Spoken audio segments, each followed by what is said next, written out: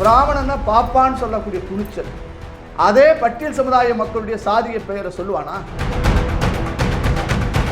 Sekar Babu dummy ஆணவத்தின் அதிகாரத்தில் உச்சத்தில் இருந்து அதிகாரிகளை பந்தாடிய ஒரு அயோக்கியத்தனமான ஒரு அடமன்ட்டு அரகண்ட்டு பிள்ளோ இந்த சேகர் பாபு. இது மதசார்பற்ற ஒரு அரசு. இதில் எதுக்கு நீங்கள் துவாலாம் பாடி உட்கார வைக்கிறீங்க அப்படின்னு சொல்கிறாங்க. வக்கிர புத்தி இடுப்புக்குள்ள தான் வேலை செய்யாது, கழுத்துக்கு மேலெல்லாம் அவனுக்கு வேலையே செய்யாது. ஒரு பெண்ணை பார்க்கணும்னா தாயா பார்ப்போம், தங்கச்சியா பார்ப்போம், அவனுக்கு பார்வையே வேற. ஆபாசம் நிறைந்த வார்த்தையில வக்கிரம் நிறைந்த காம எண்ணம் கொண்ட கயமைத்தனம் கொண்ட வெறி கொண்ட நபர் தான் யாரு? ஆராசா.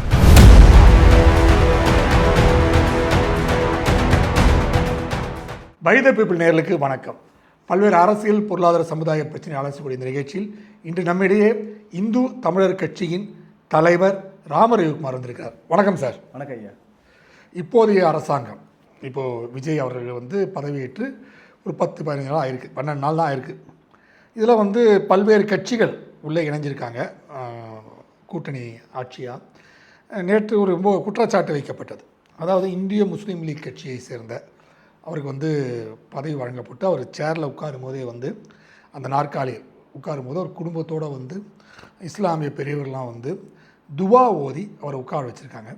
இது அந்த அந்த இயக்கங்களை சேர்ந்த அந்த தடா ரஹீம் போன்றவர்கள்லாம் கூட இது எதிர்ப்பு தெரிவிச்சிருக்காங்க. இது மதசார்பற்ற ஒரு அரசு.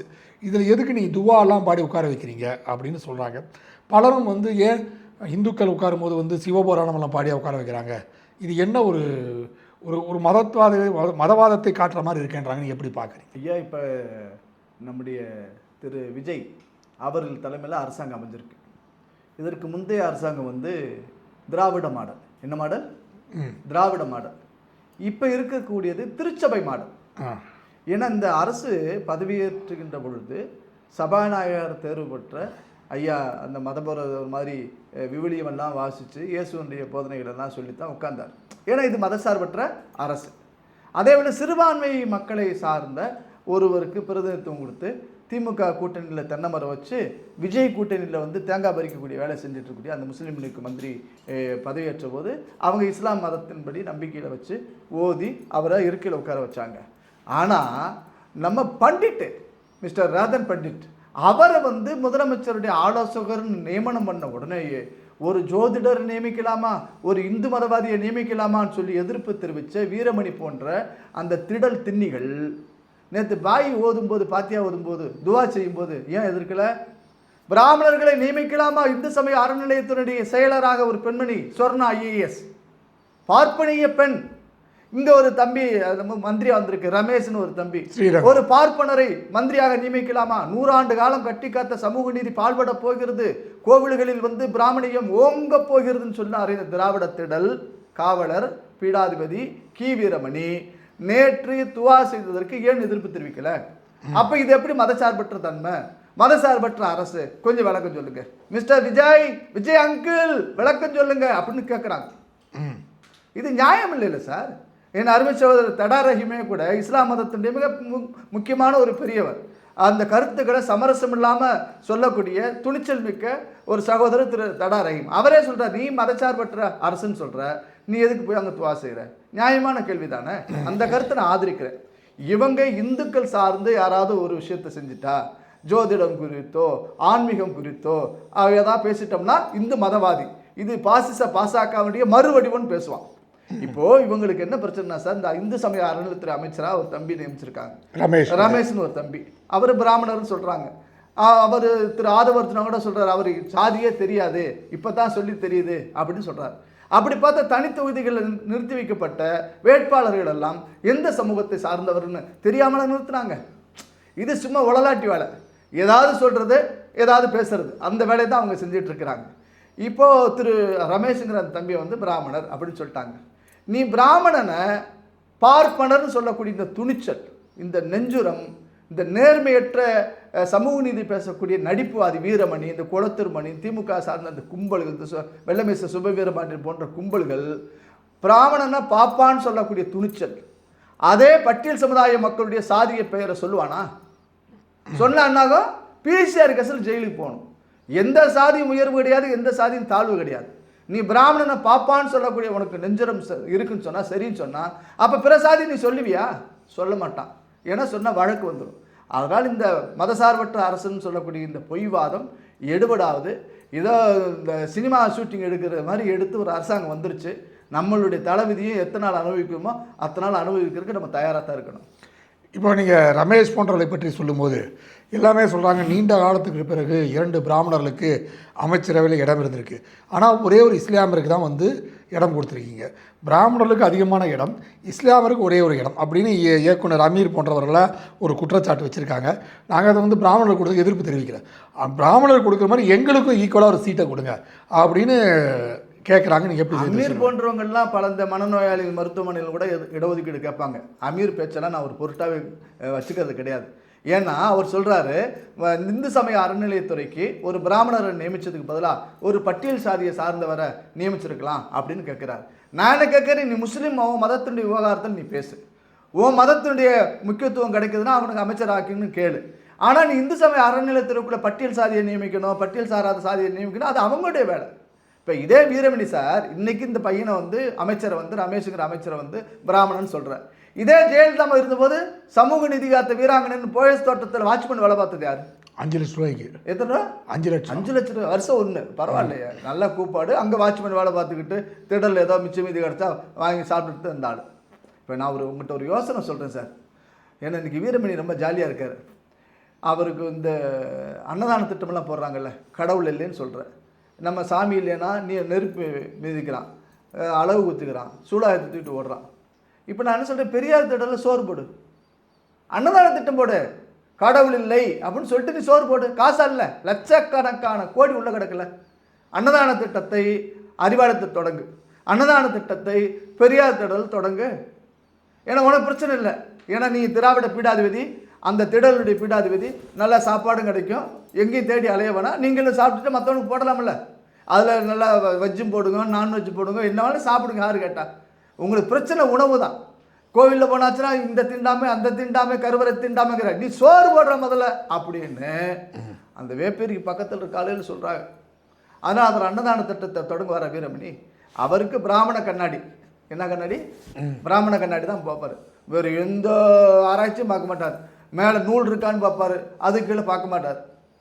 என்னங்க, அதனால் அவர் நூலாராய்ச்சி செய்கிறதெல்லாம் விட்டுட்டு மற்ற ஆராய்ச்சியில் ஈடுபடாமல் வீரமணி விமர்சனம்லாம் செய்யாமல் இருந்தால் நல்லாயிருக்கும். பிராமணனை விமர்சிக்காமல், பாப்பான்னு விமர்சிக்காமல், மற்றவனையும் விமர்சிக்காமல் வாயை மூடிட்டு இருந்தால் நல்லாயிருக்கும்னு நான் நினைக்கிறேன். இன்னொரு விஷயம் சார், இப்போ திருப்பரங்குன்றத்தில் நீங்கள் தான் வழக்க தொடுத்தீங்க. திராவிட மாடல் அரசால் வந்து அதை தடுக்கப்பட்டது, பல்வேறு வகையில் தடுக்கப்பட்டது. நீதிபதியை எவ்வளோ கேட்டும் கூட அதெல்லாம் வந்து அவங்க அதுக்கு செவி சாய்க்கவில்லை. அப்புறம் திருப்பரங்குன்றத்தில் பார்த்தீங்கன்னா நம்ம பழைய நண்பர் நிர்மல்குமார் தான் ஜெயிச்சிருக்காருங்க, அந்த இடத்துல ஜெயிச்சிருக்காரு. ஆனால் ரமேஷ் இதுக்கு முன்னாடி பேசும்போது, அதாவது அமைச்சர் ஆகிறதுக்கு முன்னாடி, சட்டமன்ற உறுப்பினர் ஆகிறதுக்கு முன்னாடி அங்கே வந்து தீபத்துக்கு ஏற்றணும் அப்படின்ற மாதிரி தான் அவர் பேசியிருக்காரு. இப்போ அமைச்சராகிருக்கார். அவரோட நிலைப்பாடு எப்படி இருக்கும்? விஜய் அரசு இந்த விஷயத்தில் எப்படி நடந்து கொள்வான்னு நினைக்கிறீங்க? விஜய் அரசு திமுக அரசு மாதிரி இந்த ஆலோசனை சொல்லக்கூடிய ஆட்கள் கொஞ்சம் அதில் வந்து இந்து விரோதமாக கொஞ்சம் அறிவில்லாமல் ஆலோசனை சொல்லியிருக்காங்க திமுக அரசுக்கு. அது அழகாக நீதிமன்ற தீர்ப்பின்படியாக நம்ம தீபம் ஏற்ற விட்டுருந்தா ஒரு பிரச்சனை முடிஞ்சிருக்கும். நீதிமன்ற உத்தரவுங்கிற காரணத்தை காமிச்சிட்டு சிறுபான்மையில் தாஜா செய்யணும், அவங்க நம்மளுக்கு ஒட்டுமொத்தமாக ஓட்டு போடுவாங்கங்கிற ஒரு நப்பாசின் அடிப்படையில் கோர்ட்டு கொடுத்த உத்தரவு கூட மதிக்காமல் மேலும் மேலும் மேல்முறையீடு செஞ்சுட்டு இஸ்லாமியர்களுக்கு ஆதரவாக இந்துக்களுக்கு விரோதமாக இருந்தாங்க. ஆனால் இந்த அரசு, நான் திரு விஜய் அவர்கள் சார்ந்திருக்கக்கூடிய இந்த அரசு நீதிமன்ற உத்தரவுகளை மதிக்கக்கூடிய அரசாக இருக்கும்னு நான் நம்புகிறேன். ஏன்னா திரு அமைச்சராக இருக்கக்கூடிய திரு சகோதரர் நிர்மல்குமார் அவர்கள் எங்கள் ஊருக்காரு, எங்கள் உசிலம்பட்டி பக்கத்து இருக்காரு. அவரும் உசிலம்பட்டிக்காரு, எங்கள் ஊர் பக்கத்து இருக்காரு. ஆனாலும் இந்த சபையில் ஒரு உயரிய அமைச்சர் பொறுப்புக்கு வந்திருக்கிறார். அவருக்கு நான் வாழ்த்து தெரிவிச்சுக்கிறேன். மக்களுடைய உணர்வுகளை அவர் பிரதிபலிக்கக்கூடிய வகையில் எந்த மதத்துக்கு விரோதம் இல்லாமல் நாங்கள் செயல்படுவோம்னு சொல்லி உறுதியளித்திருக்கக்கூடிய திரு விஜய் அவர்களுடைய தலைமையிலான இந்த அரசு நிச்சயமாக திருப்பரங்குன்ற விஷயத்தில் நீதிமன்ற உத்தரவின் அடிப்படையில் தீர்ப்பு ஏற்று தீபம் ஏற்று நான் நம்புகிறேன். மேல்முறையீடு பண்ணாலும் அதுக்கு நாங்கள் சுப்ரீம் கோர்ட்டு போயிட்டோம். சட்டத்தின்படியாக இந்துக்களுடைய உணர்வுகளை மதித்து கோவிலுடைய நலனுக்கான உரிமையை மீட்டு கொடுத்த எங்களுக்கு தனிப்பட்ட முறையில் நன்மை செய்வானா, அந்த ஒரு வரலாற்றை தொடங்குவதற்கு எப்படி இவங்க இந்த ஒரு திராவிட மாடல் எல்லாம் ஒழிச்சிட்டு இந்த அரசு வந்ததோ அதே போல தீபம் ஏற்றக்கூடிய வேலையை இந்த அரசு செஞ்சதுன்னா இந்த அரசுக்கு மேலும் பேரும் புகழும் கிடைக்குங்கிறது என்னுடைய எண்ணம். அப்படி இல்லை நாங்கள் சட்டத்தின்படி போவாங்கன்னா நம்மளும் நிச்சயமாக சட்டத்தின்படி எதிர்கொண்டு தீபம் ஏற்றதுக்கான வேலையை செய்வோம். இப்போ வந்து இவ்வளவு ஆண்டு காலம் அண்ணா திராவிட முன்னேற்ற கழகமாக இருந்தாலும் சரி, திமுகவாக இருந்தாலும் சரி, அறநிலைத்துறையை வந்து மிக மோசமான நிலையில் வைத்திருந்தார்கள். அதாவது ஜெயலலிதா அம்மையார் அவர்கள் வந்து ஒரு பக்தியாக ஒரு கடவுள் பக்தி கொண்டவராக இருந்தாலும் கூட அறநிலைத்துறை வந்து அவர் சீரமைப்பதற்கு கொஞ்சம் யோசிச்சாங்களோ அப்படின்னு எனக்கு நீண்ட நாளாக ஒரு எண்ணம் உண்டு. அதே போல் பார்த்திங்கன்னா திராவிட மாடல் அரசு அதுக்கு அதே மாதிரி செயல்பட்டு அம்மையாரை விட ஜெயலலிதா அம்மையாரை போது இருந்த அறநிலைத்துறையோட இன்னும் மோசமாக்கிட்டாங்க அறநிலைத்துறை. அது சேகரபாபு போன்றவங்களாம் உள்ளே வந்தப்புறம் அது முழுக்க ஒரு கமிஷன் கரப்ஷன் ஆகக்கூடிய அறநிலையத்துறை ஆகிப்போச்சு. இப்போது இவங்க ஆட்சியில் இப்போ வந்து ஒரு பிராமணர் அறிவிச்சிருக்காங்க. அவர் வந்து இதை இப்போ அவர் வந்து சொல்லப்படுற விஷயம்னா அவர் ஸ்ரீரங்கம் பட்டாச்சாரியார் வகுப்பை சேர்ந்தவர் அப்படின்லாம் சொல்கிறாங்க. ஸோ இதெல்லாம் எப்படி இருக்குன்னு நினைக்கிறீங்க? ஸ்ரீரங்கம் பட்டாச்சாரியார்னு தெரியல, சொந்த ஒரு செங்கல்பட்டு மறைமலர் இருக்கிறாரு, அங்கே வந்து ஜெயிச்சிட்டார், வாழ்த்துறோம். இப்போது இந்து சமய அறநிலையத்துறைக்குள்ளே சார் அரசு மாறும், அமைச்சர்கள் மாறுவாங்க, அதிகாரிகள் பழைய ஆட்கள் தான் இருக்கிறாங்க. இப்போ செய்ய வேண்டியது வேலை அரசு அதிகாரிகளுடைய வேலை. அந்த இந்து சமய அறநிலையத்துறையுடைய அலுவலகத்தை ஒரு நிழல் அரசு போட நடத்தக்கூடிய ஒரு மனிதர் ஒருத்தர் இருக்கிறார். அவர் பேர் ராஜா. இந்த மனிதர் தான் தவறான கோர்ட்டுக்கு சொல்லக்கூடிய விஷயங்கள், இதுக்கு முன்னாடி இருந்த சேகர்பாபுவுக்கு கைட் பண்ணதெல்லாம். சேகர்பாபு டம்மி, ஆணவத்தின் அதிகாரத்தில் உச்சத்தில் இருந்து அதிகாரிகளை பந்தாடிய ஒரு அயோக்கியத்தனமான ஒரு அடமண்ட்டு அரகண்ட் ஃபெல்லோ இந்த சேகர்பாபு. கிட்டத்தட்ட ரவுடி மாதிரி இருந்தாலும் சொல்கிறாங்கல்ல, அது உண்மைதான். அவங்களுக்கு ராஜான்னு ஒரு கேரக்டர் அந்த அலுவலகத்தில் இருக்காங்க. அவங்க மனைவி அந்த அலுவலகத்தில் தான் வேலை செய்கிறாங்க. இந்த நிர்வாகம் வண்டி வாகனம் அனுப்புறது வைக்கிறது போகிறதுக்கெல்லாம் இந்த ராஜாவுடைய மனைவி. இவங்க 2 பேரும் 20 வருஷமாக இந்து சமய அறநிலையத்துறையை பிடிச்சிருக்கக்கூடிய அந்த அட்டைப்பூச்சி கரப்பாம்பூச்சி ஆமை மாதிரி இருக்காங்க. 1. 2வது நபர் திரு லக்ஷ்மணன் ஒரு இணை ஆணையர் ஜேசி. இவர் சேகர்பாபுக்கு இப்போ கல்யாண மண்டபம் கட்டுறதுக்கு நம்ம தடை வாங்கிட்டோம், அதுக்கு பெயரை மாற்றி அரசாங்க கோவிலுடைய பணத்தை எப்படியெல்லாம் வேறு விதத்தில் மடைமாற்றி விடலான்னு இந்த ஒரு கேடான ஐடியா கொடுக்கக்கூடிய நபர் திரு லக்ஷ்மணன். இவருக்கு மாத சம்பளம் 70,000 ரூபா. நான் ஆர்டிஐயில் தகவல் வாங்கியிருக்கேன். இவர் வந்து ஸ்பெஷல் ஆஃபீஸர். எதுக்கு? இந்து சமய அறநிலையத்துறைக்கு. ஒரு 2 ஐஏஎஸ் இருக்கிறாங்க, அதுக்கப்புறம் அடிஷ்னல் கமிஷனர்ஸ் இருக்காங்க, அதுக்கப்புறம் joint commissioner, deputy commissioner, AC, இத்தனை அதிகாரிக்கும் இல்லாத அறிவு இந்த லக்ஷ்மணன் ஒரு ஓய்வு பெற்ற ஒரு அதிகாரிக்கு கொடுக்குறாங்கன்னா அவர் ஏஜென்ட் வேலை பார்த்தால். அந்த மனிதரும் நேற்று கூட்டத்தில் உட்காந்துருக்காங்க. அங்கே இந்து சமய அறநிலையத்தில் இருக்கக்கூடிய அலுவலகத்தில் இருக்கக்கூடிய அதிகாரிகளை களை எடுக்கணும். நேர்மையான பல மனிதர்கள் இருக்கிறாங்க அந்த துறையில். அவங்க சேகர்பாபு தன்னுடைய தனிப்பட்ட சொல்லுக்கு கேட்கலைங்கிறதுனால பல பேர் பணிமாறுதல் செஞ்சுருக்கிறாங்க. அதை நான் விரிவாக தக்க சமயத்தில் நான் வெளியிடுவேன். சீர் செய்யப்பட வேண்டியது இந்து சமய அறநிலையத்தில் இருக்கக்கூடிய இந்த ராஜாங்கிற ஒரு மனிதரும், பொறியாளர் துறையில் ஒரு நபர் இருக்கிறார். அந்த நபர் கட்டுமானங்கள், நீங்கள் சொன்னீங்களே கரெக்ஷன் கமிஷன், இந்த CCC வேலைக்கெல்லாம் இந்த இவனோ தான் காரணம். நான் சொன்ன இந்த 3 மனிதர்கள் தான் 4 மனிதர்கள் தான் காரணம். இவனோட ஒழிச்சாலே அறநிலையத்தில் கொஞ்சம் உருப்பிடும். சேகர்பாபு வானலாவே அதிகாரம் படைச்சேன்னு சொல்லிட்டு எங்கே போனாலும் இவனோ தான் ஐடியா. நாய் போதுன்னா பின்னாடியே வாழ் போகிற கதையை அவனுக்கு போனாலும். அதனால் அறநிலையத்துறையில் சட்டத்தின்படி ஒரு வழக்கு போதுன்னா வழக்குக்கு தவறான ஐடியாக்களை கொடுக்குறது இந்த நபர்கள் தான். அதனால் இந்த மனிதர்களை ஒன்று நடவடிக்கை எடுத்து நீக்கணும், இல்லை அவங்கள கட்டுப்படுத்தி வைக்கணும். இந்த தம்பி சின்ன வயசாக இருக்கிறாங்க, அமைச்சர் பொறுப்பு ஏற்றிருக்கிறாங்க, அதிகாரிகள் சொல்லி கேட்கணும். ஆணையராக திரு ஸ்ரீதர்னு ஒருத்தர் ஆந்திராக்காரர் வந்த அவருக்கு ஒன்றும் தெரியாது, சேர்பாபு சொன்னால் கையெழுத்து போடுவார், அவ்வளோதான். மற்றபடி போகிற மாதிரி கூட வந்துட்டு இருந்தார். இப்போ இந்த ஆணையர் கூட மாறுதல் வரலாம்னு நான் நம்புகிறேன். பார்ப்போம் என்ன நடக்குன்னு பார்ப்போம். சார் அதே மாதிரி பார்த்தீங்கன்னா சார், இப்போது கோயில்கள் விஷயங்களில் அதிகமாக விமர்சனம் வைத்தது வந்து ராசா. ராசா வந்து பெண்களை பற்றி மிகவும் இழிவாக, அதாவது வந்து நான் விடுதலை சிறுத்தையை வந்து விமர்சிக்கிறேன்னு சொல்லி பெண்களை பற்றி மிக இழிவான விஷயத்தை எல்லாம் பதிவு செஞ்சுருக்கார். உடனே கண்டனங்கள் வந்தோடனே, எதிர்ப்பு வந்தோடனே அதை டெலீட் பண்ணிட்டார். இப்போ எல்லாரும் கேட்குறாங்க, கனிமொழி வந்து பெண்களுக்காக போராடுவாங்களே, திமுக பெண்களுக்காக போராடுமே, சமூக நீதி பற்றி பேசுவேன், இது போன்ற விஷயங்களுக்கு ஏன் வந்து பேசலை, ராசாவை ஏன் கண்டிக்கலை அப்படின்னு சொல்கிறாங்க. இது பார்த்திங்கன்னா ஒன்று ரொம்ப நாள் இல்லாத ஆச்சரியமாக என்னென்னா, விடுதலை சிறுத்தை பல்வேறு மாவட்டங்களில் ராசாவுக்கு எதிர்த்து ஆர்ப்பாட்டம்லாம் பண்ணியிருக்காங்க. ஸோ இந்த நாகரிகம், பெண்களை பற்றி இருக்கக்கூடிய நாகரிகத்தை இவர்களுக்கு ஏற்கனவே தெரியாததாக இருக்கும். ஏன்னா அண்ணா காலத்திலே படிதாண்டா பத்தினியும் கிடையாது அப்படிலாம் பேசியிருக்கார் அவர். ஸோ பெண்களை விமர்சனம் செய்வது இவர்களுக்கு வாடிக்கையாக இருக்குது திராவிட மாடலுக்கு. இப்போ ஆராசா பண்ணியிருக்காரு, எப்படி பார்க்குறீங்க? நாய்வாலை நிமித்த முடியாது, ஆராசாவை திருத்த முடியாது. புரிதுங்களா சார்? இதுக்கு முன்னாடி திரு நயினார் நாகேந்திரன் விஜய் குறித்தான் பேசும்போது அந்த ஒரு நடிகை பேரை சொல்லி அவரை விட்டு வெளில வர சொல்லுங்கன்னு தான் சொன்னார். இவ்வளோதான், எந்த வார்த்தையும் சொல்லலை, தவறாக சொல்லலை, ஆபாசமாக சொல்லலை. உடனே அறிக்கையில் விட்டது யாரு? எங்கள் அக்கா கனிமொழி. திமுக பிற கட்சிகள் எல்லாரும் சேர்ந்து நயினார் நாகேந்திரன் மன்னிப்பு கேட்கணும் கடைசியில் வந்து பதவியேற்புக்கு வந்துட்டு போயிடுச்சு. அந்த அம்மா அழகா ஜம்முன்னு வந்து கை காமிச்சு போயிட்டாங்க. ஆனால் இது ஆராசா வக்கரத்தினுடைய எல்லையில் ரொம்ப கொடூரமான, நம்மளாம் வாய் சொல்கிறதுக்கே கூசுனா நம்ம பினாயில் ஊற்ற வாயை கழுவணும். அவனுக்கு வக்கர புத்தி என்னங்க, வக்கர புத்தி இடுப்புக்குள்ள தான் வேலை செய்யாது, கழுத்துக்கு மேலெலாம் அவனுக்கு வேலையே செய்யாது. ஒரு பெண்ணை பார்க்குறவன் தாயா பார்ப்போம், தங்கச்சியா பார்ப்போம், அவனுக்கு பார்வையே வேறு. அதனால் வக்கர எண்ணத்தினுடைய வெளிப்பாடான வார்த்தை தான் நேற்று ஆராசாவுடைய பதிவு. நான் எதற்கு பின்வாங்க மாட்டேன், நான் சுயமரியாதைக்காரன், நான் பெரிய ஆளுன்னு சொல்லக்கூடிய ஆள் நேற்று டெலிட் பண்ணேன். ஒன்று. ரெண்டாவது, இது கருணாநிதியோட தனம். கருணாநிதி இப்போ இவரை அரெஸ்ட் பண்ண போது என்ன சொன்னார்? ஒரு தலித் என்பதற்காக இவரை பழிவாங்குகிறாள் சொன்னார். நேற்று யாரை விமர்சித்தார் ஆராசா?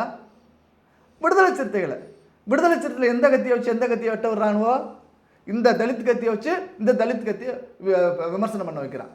உடனே நீக்கிறாங்க. அப்படி நீக்கின பிறகு புத்தி உள்ளவனுக்கு, என் வீட்டில் தென்னை மரம் வச்சோம்னா வளைஞ்சு போய் 4வது வீட்டில் தென்னை வந்து காய் பறிக்கும், அதுக்கு பேர் முடத்தங்குன்னு பேர். அப்படின்னா நீ ஜெயிக்கிற வரைக்கும் என் கூட தான் இருந்த, உனக்கு வச்சது நான், உன்னை வளர்த்து விட்டது நான், தண்ணி ஊற்றுனது நான், உரம் போட்டது நான், இளநீங்கிறது மட்டும் விஜயா, இளநீங்கிறது மட்டும் விஜயா அப்படின்னு கேட்குறார். அதுலேயும் ஆபாசம் இருக்கு. அதனால் ஆபாசம் நிறைந்த வார்த்தையில் வக்கரம் நிறைந்த காம எண்ணம் கொண்ட கயமைத்தனம் கொண்ட வெறி கொண்ட நபர் தான் யாரு? ஆராசா. ஆராசாவை நேரம் கட்சி விட்டு நீக்கி இருக்கணும்ல. இவருக்கு உபதேசம் யாரு? ஸ்டாலின் சொல்றாரு, கண்ணியமான வார்த்தைகளை பயன்படுத்தவும். ஏன்னா அவர் ஏற்கனவே ஆராசா சொல்லியிருக்கிறாரு, அந்த ஒரு உரையாடல் வச்சு பாருங்க, ஏன்ட்ட ஒரு முக்கியமான ஐட்டம் கையில் இருக்கு, அது என்ன ஐட்டம் தெரியல, அந்த ஐட்டத்தை வெளியிட்டா ஸ்டாலினுக்கு பிரச்சனையா இல்லை வேற யாருக்காவது அந்த கட்சியில் இருக்கக்கூடிய அடுத்த துணை பொதுச்செயலாளர்களுக்கெல்லாம் ஏதாவது பிரச்சனை இருக்கு, அது முக்கியமான ஏதோ ஒன்று இருக்குது ராசாட்டை, அந்த மர்ம பொருளோ ஏதோ ஒரு மர்மம் இருக்குது, அந்த மர்மம் வெளிப்பட்டுச்சுன்னா அவங்க பல பேர் உள்ளே போகணும், உள்ளேயும் போகணும். சார், இப்போது இந்த விஷயங்கள்லாம் பார்க்க போகும்போது இவ சொன்னாங்க, திடீர்னு வந்து எல்லாம் விஸ்வ இந்து பரிஷத் போன்ற அமைப்பெல்லாம் வந்து கோயிலில் வந்து அந்த நுழைவாயில் அதில் வந்து இப்போ வாங்கக்கூடிய கட்டணங்கள்லாம் நிறுத்தப்பட வேண்டும், இது மாதிரி வந்து ஸ்பெஷல் தரிசனம் இது போன்ற விஷயங்கள்லாம் நிறுத்தப்பட வேண்டும் அப்படின்லாம் கோரிக்கை முன்வைத்திருக்கின்றார்கள். அதுக்கப்புறம் ரமேஷ் அவர்கள் ஆய்வெல்லாம் செஞ்சிட்ருக்காங்க, எல்லா கோயிலெல்லாம் சொல்லப்பட்டிருக்கு. ஸோ இந்து அமைப்புகளின் பல்வேறு கோரிக்கை, ஏன்னா திராவிட மாடல் அரசு இல்லை, பட் நீங்கள் திருச்சபை அரசுன்னு சொல்கிறீங்க. ஸோ திருச்சபை நீங்கள் ஒன்றும் தவறாக நினச்சிக்காதீங்க, திருங்கிறது மரியாதை தான், சபைங்கிறது எங்களுக்கு பொற்சபை சிற்சபை எல்லாம் இருக்குது, அது மாதிரி இது திருச்சபைன்னு நான் சொல்கிறேன், நீங்கள் இயேசு மாடல் நினச்சிக்கிறீங்க. சரி, நீங்கள் சொன்னதான கேட்குறேன் நான். சரி, இந்த நிகழ்வில் இந்து இயக்கங்கள், அதாவது திராவிட மாடல் அரசு போயிடுச்சு, இவர் அரசு வந்திருக்கு, இதனால் இந்துக்களுக்கு, இந்து அறநிலைத்துறைகளுக்கு நல்ல ஒரு சிறப்பான செயல்பாடுகள் இருக்குன்னு எதிர்பார்க்குறேன். நீங்கள் எப்படி பார்க்குறீங்க? எனக்கு அதில் கொஞ்சம் உடன்பாடு இல்லை சார். ஏன்னா அமைச்சர் தம்பி வந்து திரு ரமேஷ் தம்பி என்ன சொல்கிறாரு, நான் பெரியார், எனக்கு கொள்கை வழிகாட்டியார் பெரியார், என் கொள்கை வழிகாட்டியார் அண்ணல் அம்பேத்கர். ஆனால் இவன் பூரா என்ன, நீ பெரியாருடைய திடலை காத்துட்ருக்கு வீரமணி சொல்கிறது, நீ வந்து பாப்பான்னு சொல்கிறான். நீ எதுக்கு பெரியாருடைய தூக்கி பிடிக்கிற? அப்போ பெரியாருடைய எல்லா கொள்கையும் ஏற்றுக்கிறியா அப்படின்னு தெளிவுபடுத்தணும். சேகர்பாபு என்ன சொன்னார், நான் திமுகவில் இருந்தாலும் நான் ஐயப்ப பக்தன்னு காவி வேட்டி கட்டிட்டு பொட்டுக்கிட்டு வச்சு சந்தனம் வச்சுட்டு அவர் ஏமாத்தினார். இந்த தம்பி நான் பிராமண சமுதாயத்தில் பிறந்திருந்தேன்னு மற்ற விமர்சித்தாலும் என்னுடைய கொள்கை வழிகாட்டி பெரியார், என்னுடைய கொள்கை வழிகாட்டி அம்பேத்கர்னு சொன்னால் அது இந்த காசில் ஒரு பக்கம் சேகர்பாபு அப்படியே பரட்டிப்பட்டால் இன்னொரு பக்கம் ரமேஷ், அப்படித்தான் நான் பார்க்குறேன். இந்துக்களுக்கு நீங்கள் ஒன்றும் ஃபேவர் செய்ய வேணாம், இந்து கோவில்களில் இருக்கக்கூடிய பக்தர்களுக்கு நன்மை செய்யுங்க. இந்த கட்டடம் கட்டுறேன் கமிஷனை திங்கிறேன்னு சொல்லி திங்காதீங்க, கோவிலுடைய வளர்ச்சிக்கும் மேம்பாட்டுக்கும் பயன்படுங்க. அது மாதிரி நன்மை செய். நீ வந்து வேறு எதுவுமே எங்களை செய்ய வேணாம், பல இடிஞ்சு போன கோயிலை கட்டுறதுக்கு வேலை செய்ய. நீ பெரிய வணிக வளாகம் கட்டுற, இந்த குமாரவயலூர், நம்ம திருச்சி குமாரவயலூரில் கோர்ட்டு தடை உத்தரவு இருக்கவும் இருந்திருக்கின்ற பொழுது இப்போ கட்டிகிட்டு இருக்கான், அதுக்கும் கோர்ட்டுக்கு போகணும். நான் கன்னியாகுமரி மாவட்டத்தில் அவனுங்களுக்கு சார் இந்த நீங்கள் கமிஷன் இந்த கல்யாண மண்டபம் காம்ப்ளெக்ஸு பெரிய வளாகம் கட்டினா இந்த கான்ட்ராக்டில் கமிஷன் கிடைக்கும், அதுக்கான வேலையை தான் செஞ்சாங்க. அந்த சேகர்பாபு செய்த மூடத்தனங்களை மடத்தனங்களை இந்த அரசு தொடராதுன்னு செய்யாதுன்னு நான் நினைக்கிறேன் சார். இப்போ திருப்பரங்குன்ற வழக்கோட நிலைப்பாடு எப்படி சார்? திருப்பரங்குன்ற வழக்கு வந்து நீதிமன்றம் தனியரசர் ஐயா ஜிஆர் சாமிநாதன் கொடுத்த உத்தரவு, இரு நீதியரசர்கள் ஜெயச்சந்திரன் திரு ராமகிருஷ்ணன் அவங்களுக்கு கொடுத்த உத்தரவு என்பது திருப்பரங்குன்ற மலையில் தீபம் ஏற்றப்பட வேண்டும் என்பது. அந்த வழக்கை திரு ஜிஆர் சாமிநாதன் அவர்கள் வந்து நீதிமன்ற அவமதிப்பு வழக்கு நான் தொடுத்ததில் விசாரித்தாங்க. ஆட்சியர் உள்ளிட்ட ஆணையர் உள்ளிட்ட அனைவர் மீது நடவடிக்கை எடுத்துருவாங்கன்னு சொன்னதுனால அரசு தரப்பில் இருந்தக்கூடிய வக்கீல்கள் தமிழ்நாடு அரசு வந்து ஜோதிராமன் அண்ட் சதீஷ்குமார் பெஞ்சில் வந்து இவர் விசாரிக்கிறதுக்கு தடைப்பட்டிருக்கிறாங்க. ஆஃப்டர் வெக்கேஷன் கோர்ட் வந்தப்போ நாங்கள் அந்த தடையை நிற்கிறதுக்கு நாங்கள் போராடுவோம். ஜூன் மாதம் 6ஆம் தேதி இந்த வழக்கு வருது. உச்சநீதிமன்றத்தில் நாங்கள் மேல்முறையீடு செஞ்சுருக்கிறோம். அந்த வழக்கை நாங்கள் தொடர்ந்து செய்வோம். உறுதியாக இந்த ஆண்டு கார்த்திகை தீபம் மலையில் ஏற்றுவோம். அப்போ வந்து திராவிட மாடல் அரசு எப்படி கெடுபிடி குடிச்சோ அது மாதிரி தாவேக அரசும் தரும் நினைக்கிறீங்களா? இந்த திராவிட மாடல் அரசு நாங்கள் தெரிவிக்க விட்டோமே. திராவிட மாடல் அரசு கோர்ட் வந்து மன்னிப்பு கேட்டது. அரசு அதிகாரிகள் பலியாக்கப்பட்டாங்க.